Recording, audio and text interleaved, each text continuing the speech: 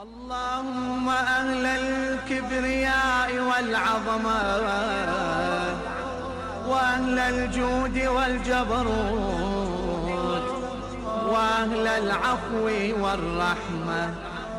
وأهل التقوى والمغفرة،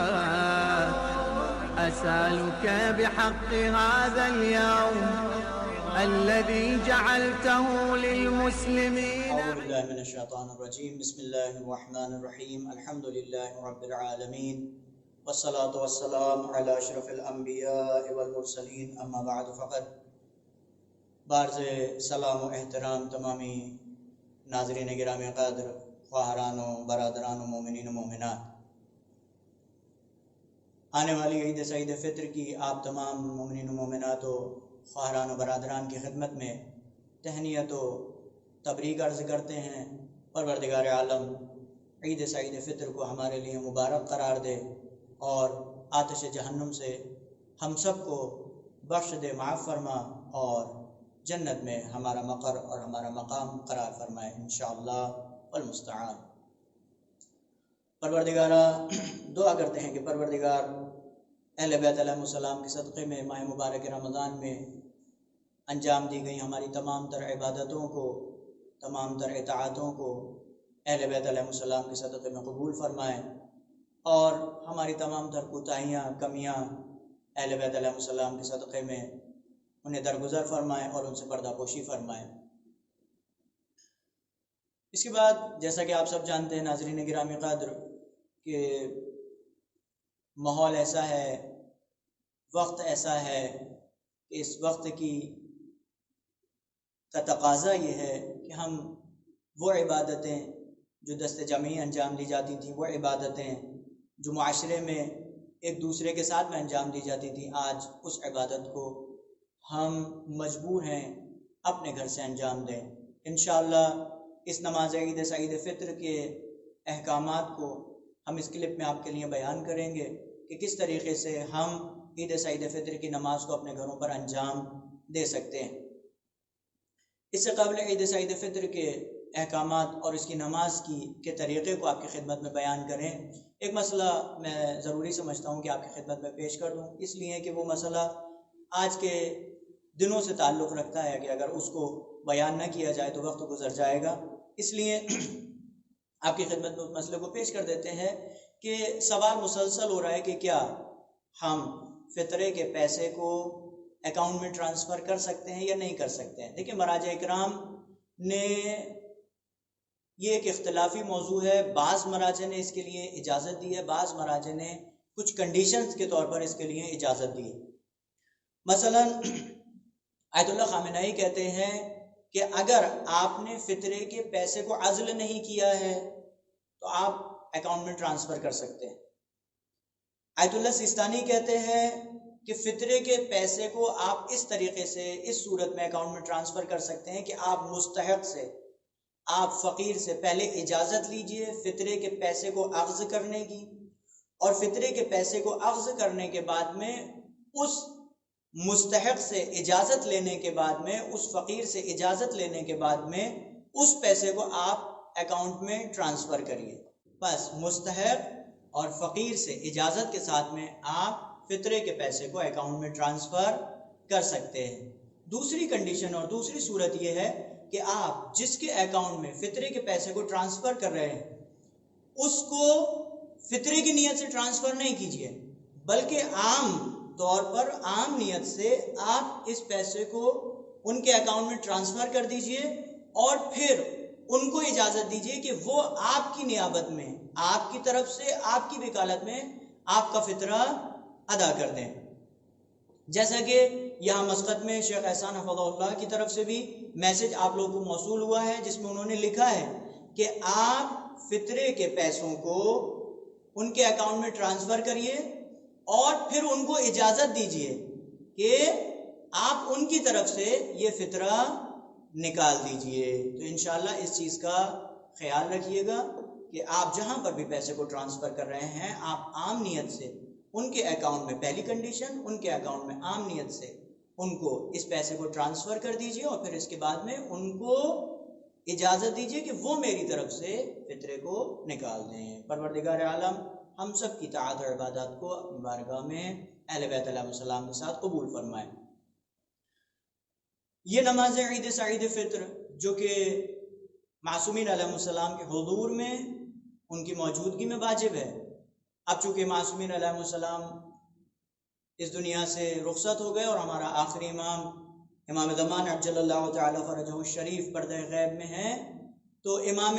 زمان عجل اللہ تعالی فرجہ الشریف اور معصومین علیہ السلام کی غیبت میں یہ نماز مستحب مؤکد ہے، یعنی جس کی بہت زیادہ تاکید کی گئی ہے۔ اور اس وبا کی وجہ سے اکثر ممالک میں جو لاک ڈاؤن ہوا ہے اس کی وجہ سے ہم لوگ اس نماز کو بجماعت پڑھنے سے قاصر ہیں، تو آپ لوگ اس نماز کو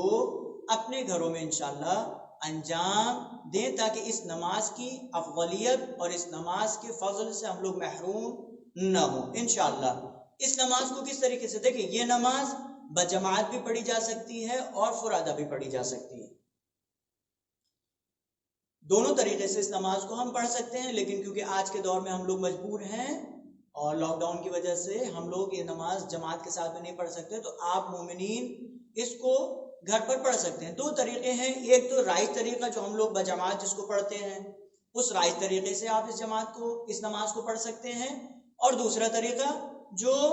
اختصار کے ساتھ میں ہے، آپ اس اختصار کے ساتھ میں بھی اس نماز کو پڑھ سکتے ہیں۔ پہلے میں اختصار کا طریقہ بیان کرتا ہوں اور اس کے بعد میں انشاءاللہ جو ہے تفصیلی۔ اختصار کے ساتھ میں آپ کیسے اس نماز کو پڑھیں گے، آپ نیت کریں گے نماز عید سعید فطر پڑھتے ہیں قربتاً الی اللہ، یہ نیت کے بعد میں آپ اس نماز کو، یہ نماز 2 رکعت ہے اور اس نماز کو آپ صبح کی طرح پڑھیے،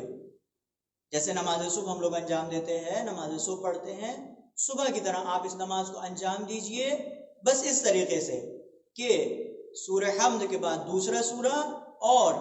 پہلی رکعت میں 5 قنوت، دوسری رکعت میں 4 قنوت۔ آپ نے سورہ حمد پڑھا، سورہ حمد کے بعد میں دوسرا بس بالفرض مثلا آپ نے سورہ کوثر پڑھا، سورہ کوثر پڑھنے کے بعد اللہ اکبر، اللہم صلی علی محمد و آل محمد، اللہ اکبر، اللہم صلی علی محمد و آل محمد، اللہ اکبر، اللہم صلی علی محمد و آل محمد، اللہ اکبر، اللہم صلی علی محمد و آل محمد،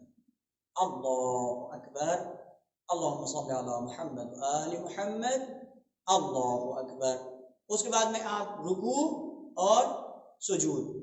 انجام دیں گے، انجام دینے کے بعد پھر دوبارہ دوسری رکعت کے لیے کھڑے ہوئیں گے، سورہ حمد، دوسرا سورہ مثلا سورہ توحید، اور اس کے بعد میں اللہ اکبر، اللہم صلی علی محمد و آل محمد، اللہ اکبر، اللہم صلی علی محمد و آل محمد، اللہ اکبر، اللہم صلی علی محمد و آل محمد، اللہ اکبر،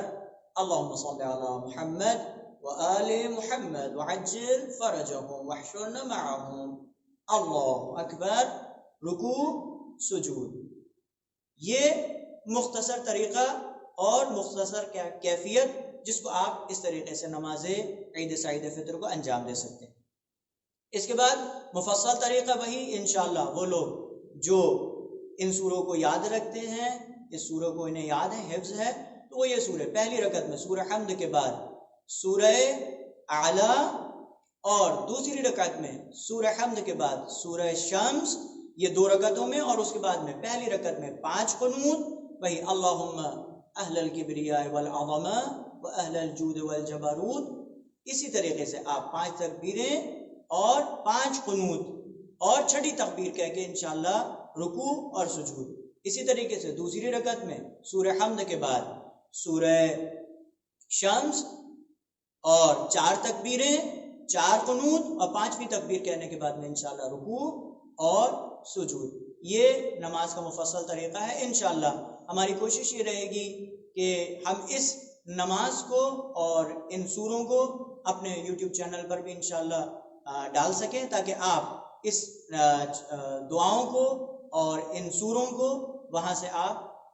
پڑھ سکتے ہیں انشاءاللہ۔ پروردگار عالم سے دعا کرتے ہیں، پروردگار اہل بیت علیہ السلام کے صدقے میں اس وبا اور اس بیماری سے تمام مومنین مومنات تمام عالم اسلام کو محفوظ فرما، ہماری تمام تر عبادتوں اطاعتوں اور نیکیوں کو اپنی بارگاہ میں شرف قبولیت نصیب فرما، اہل بیت علیہ السلام کے صدقے میں ہماری خطاؤں ہماری کوتاہیوں کو معاف فرما، پروردگارہ اہل بیت علیہ السلام کے صدقے میں روضہ مقدسہ کی حفاظت فرما، توفیق زیارت عتبات عالیہ حج و عمرہ نصیب فرما، امام وقت عجل اللہ تعالی فرجہ شریف کے ظہور میں تعجیل فرما، ہم سب کو ان کے ناصر و مددگار میں شمار فرما، ببرکت صلوات علی محمد و آل محمد، اللہم صلی علی محمد و آل محمد۔ اگر کوئی سوال کوئی مسئلہ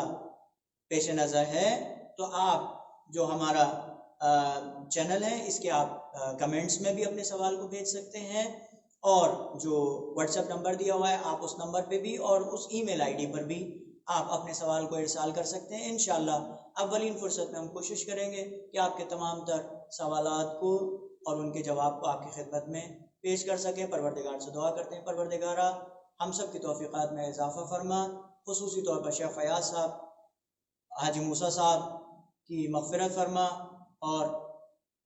اس وقت جتنے بھی بہرحال اس مسجد و امام بارگاہ کے سے تعلق رکھتے ہیں، پروردگار ہم سب کی توفیقات میں اضافہ فرما، ہمارے لطیف صاحب کی توفیقات میں مزید اضافہ فرما، ہم سب لوگ پروردگار عالم کی توفیقات کے سائے میں زیادہ سے زیادہ دین اور تمام تر مومنین مومنات کی خدمت میں گامزن رہیں، اور پروردگار عالم کے اہل بیت علیہ السلام کا جو راستہ ہے اور جو صراط مستقیم ہے اس پر گامزن رہیں، ببرکت صلوات علی محمد و آل محمد، اللہم صلی علی محمد و آل محمد وعجل فرجهم۔ بسم اللہ الرحمن الرحیم، اللہم کل ولیک الحجۃ ابن الحسن صلواتک علیہ وعلی آبائہ فی ہذہ الساعة وفی کل ساعة ولیا وحافظا وقائدا وناصرا ودلیلا وعینا حتی تسکنہ ارضک طوعا وتمتعہ فیہا طویلا۔ محمد وآل محمد صلوات۔